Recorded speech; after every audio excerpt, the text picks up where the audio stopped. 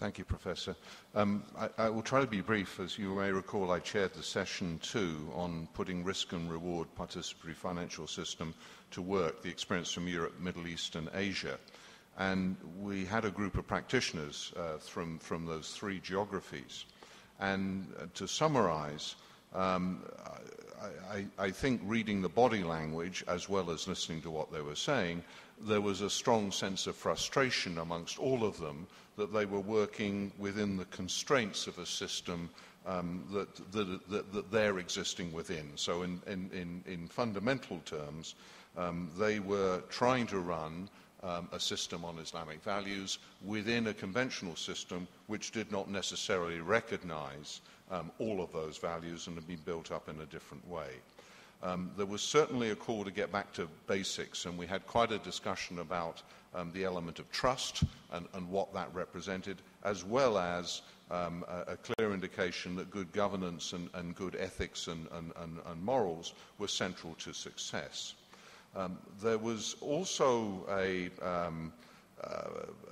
concern, a large concern, that whilst all banks face risk, the regulations and the regulators effectively regulate on the basis of a conventional background. And I think this comment has come up several times in other presentations and discussion groups later, which goes back to the original point about the constraint of the existing system, and that new regulations would be required in order to encourage and develop this. And I think the final comment I would make here, which was pulling together all the information from 5 CEOs who are running participatory or Islamic banks, 2 of which I know very well. The other 2 were just introduced to me. But they're in this role because they believe in it. Not because they're making a lot of, great sums of money out of it. There is a passion about what they do, and there is therefore this frustration that they're working within a system that does need to be changed. And I think that the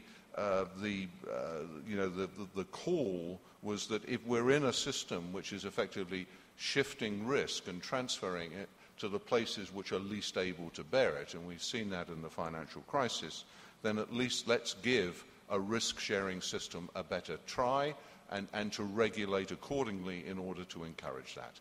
And at that point, I'd like to conclude the summary and comments and just say one final word, that the conference, from my perspective, and I think certainly from a number of the people I've spoken to, especially my students who've been attending this, has brought to a head critical issues that do need to be addressed.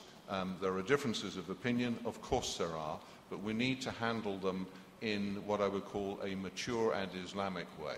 Everybody has a right to speak, everybody has a view and an opinion, but at the end of the day, as I said at the end of my presentation, or not my presentation, but my summing up yesterday, we worship Allah subhanahu wa ta'ala by the recognition and the respect we give to each other, and that is to me, the purest form of worship.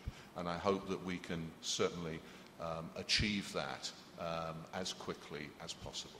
Thank you very much indeed for the opportunity.